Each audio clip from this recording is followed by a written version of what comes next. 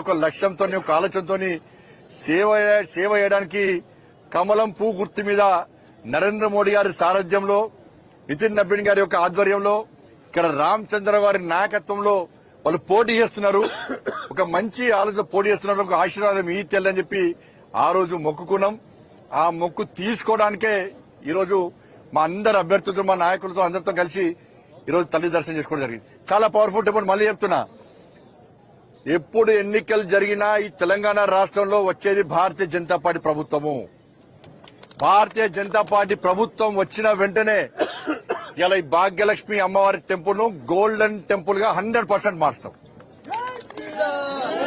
ఇలా పంజాబ్ లో స్వర్ణ దేవాలయం ఏ విధంగా ఉందో ఇలా ఈ తెలుగు రాష్ట్రాల్లో ఈ ప్రాంతంలో ఇలా భాగ్యలక్ష్మి అమ్మవారిని ఆ దేవాలయాన్ని గోల్డెన్ టెంపుల్ గా మార్చి తీర్థం. ఆ అమ్మవారికి అట్లా సేవ చేసే అవకాశం మాకు ఇవ్వాల్సిందిగా వాళ్ళ అమ్మవారిని వేడుకుంటున్నాం. మేము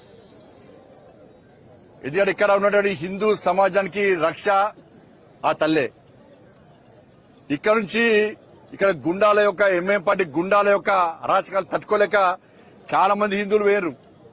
ఇవాళ అందరు హిందువులందరూ కూడా అమ్మవారి ఆశీర్వాదంతో మళ్ళొచ్చిన ప్రశాంతంగా జీవిస్తున్నారు. ఇవాళ ఎన్ని అడ్డంకులు వచ్చా తట్టుకొని పోతున్నారు. ఇవాళ అందుకే నేను భారతీయ జనతా పార్టీ రాష్ట్ర అధ్యక్షుడిగా ఉన్నప్పుడు ఆ తల్లి శక్తి తెలుసుకునే ఇదే ప్రాంతంలో ప్రభుత్వం అడ్డగించిన పోలీసులు అడ్డుకున్నా ఎన్ని అవాంతరాలు ఏర్పడ్డా కూడా ఆ తల్లిని మొక్కున్నాం. ఇదే గడ్డ మీద టైము డేటు ప్లేస్ చెప్పినాం. దాని ప్రకారం ఇదే గడ్డ మీద ప్రజా సంగ్రామ యాత్ర 2021 ఆగస్టు 28 ఈ రోజు ఆగస్టు 28 అనుకోకుండా కలిసి వచ్చింది. ఈ రోజు ఆగస్టు 28 ఇదే రోజు ఇక్కడ ప్రజా సంగ్రామ యాత్ర ప్రారంభించినాం. 1640 కిలోమీటర్లు నడిచినాం. ఇలా ఇవాళకి 1640 రోజులు ప్రజా సంగ్రామ యాత్ర చేసి అన్ని అనుకోకుండా కలిసి వచ్చినాయి. 1640 కిలోమీటర్లు నడిచినాము. ఈ రోజుకి యాత్ర స్టార్ట్ చేసి 1640 రోజులైంది. కానీ యాత్ర ఏ విధంగా అక్కడి కేసీఆర్ ప్రభుత్వం ఏ విధంగా అరాచకంగా అడ్డుకున్నదో, ఏ విధంగా దాడులు చేసిందో అన్నిటిని తట్టుకొని మా లక్ష్యం మోడీ రాజ్యం రావాలి, తెలంగాణ రాష్ట్రంలో రామరాజ్యాన్ని రావాలి అని చెప్పి ఒక లక్ష్యంతో ఇవాళ ప్రజా సంగ్రామ యాత్రను ఏ విధంగా దిగ్విజయవంతం చేస్తామో దానికి అంతటి కారణం ఆ తల్లిదయ. ఈరోజు మాదే అడ్డా అనుకున్నటువంటి ఎంఏ పార్టీ మెడల్ వంచి ఎంఏ పార్టీ మా యాత్రను అడ్డుకుంటా అని చెప్పినప్పుడు కూడా ఇలా నీ అడ్డ కాదురా ఇది మా అడ్డ అని చెప్పి ఈడ వేదిక పెట్టి జై శ్రీరామ్ భారత్ మాతకి జై అని గాండ్రిస్తూ గర్జించిన కార్యకర్తలు నా దమ్మున్న భారతీయ జనతా పార్టీ కార్యకర్తల విషయాన్ని 2021 ఆగస్టు 28 రోజు స్పష్టం చేసినాం. ఎవరితోనేం కాలే. ఆ రోజు ఎంఎం పార్టీతో కుమ్మకే బీఆర్ఎస్ పార్టీ అడ్డుకునే ప్రయత్నం చేసింది. ఈ రోజు తెలంగాణ రాష్ట్రంలో అవే పరిస్థితులు.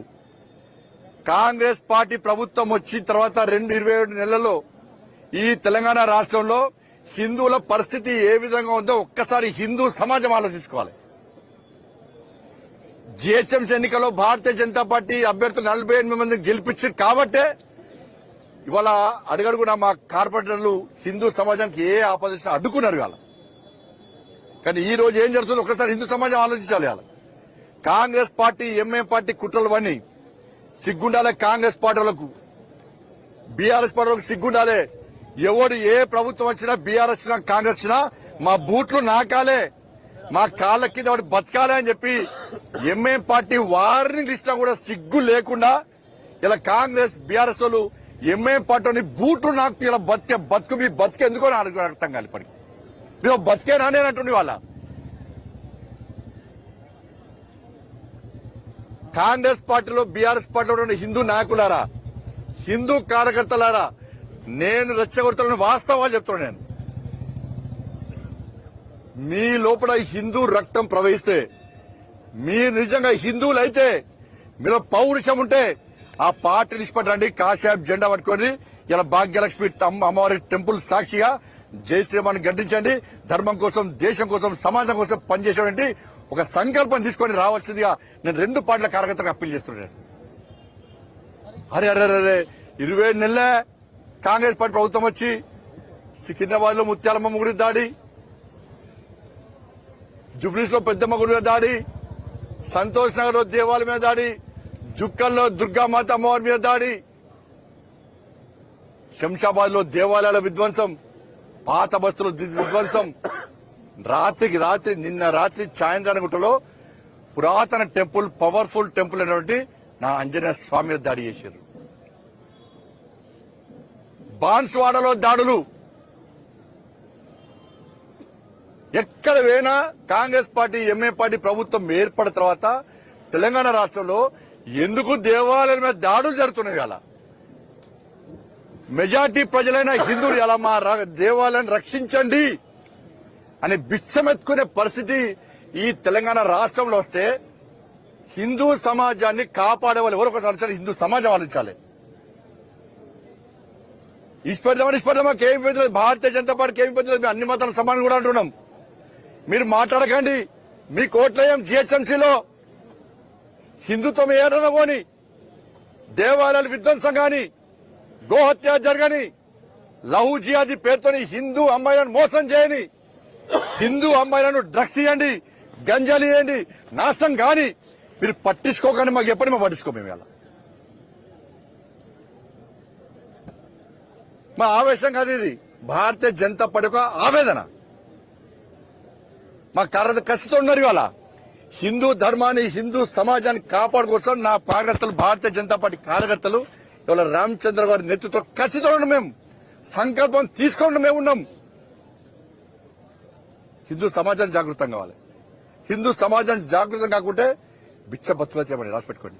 నేను ఇప్పుడు ఎన్నికల్లో ఎలక్షన్స్ లో ఇప్పుడు రంజాన్ కు ఎగ్జామ్షన్ ఇస్తారు, ఇబ్బందులు చేయొచ్చు. కానీ హనుమాన్ దీక్ష చేసుకుంటే స్కూళ్ళకి రానియరు. అయ్యప్ప దీక్ష చేసుకుంటే పోలీసులను డ్యూటీ అయినారు. భవానీ దీక్ష తీసుకుంటే టైం ఇవ్వరు, పూజ చేసుకునే టైం ఇవ్వరు. వరంగల్ హనుమాన్ చాలీసా వాడితే బయటికి ఓడుతున్నారు.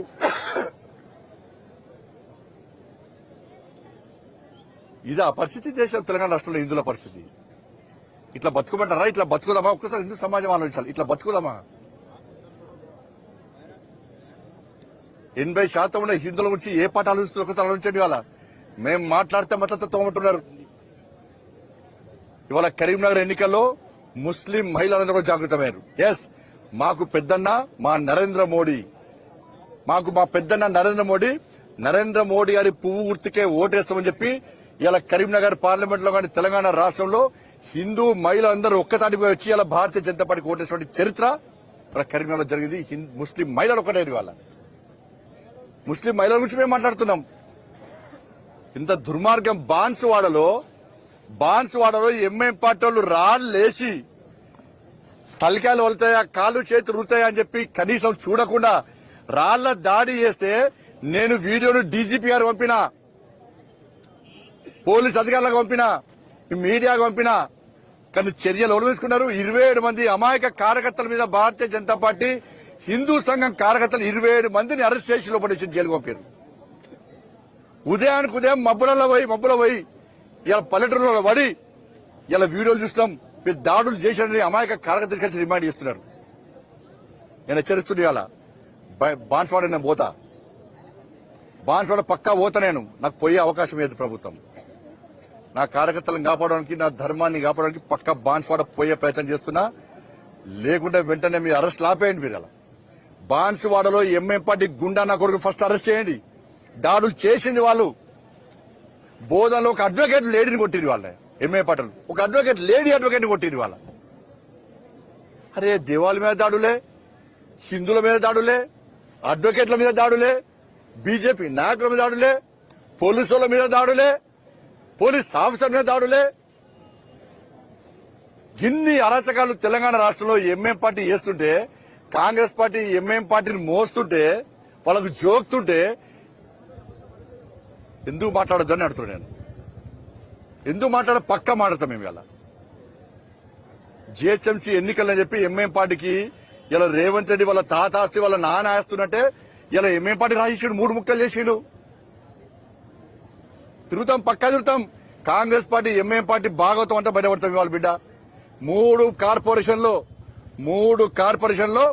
ఇలా భారతీయ జనతా పార్టీ పక్కా గెలుస్తుంది. గెలిచి తీరుతానన్న నమ్మకం ఇలా మాకుంది. ప్రజలందరూ జాగృతం కావాలి. అభివృద్ధి చేసేదే మేము.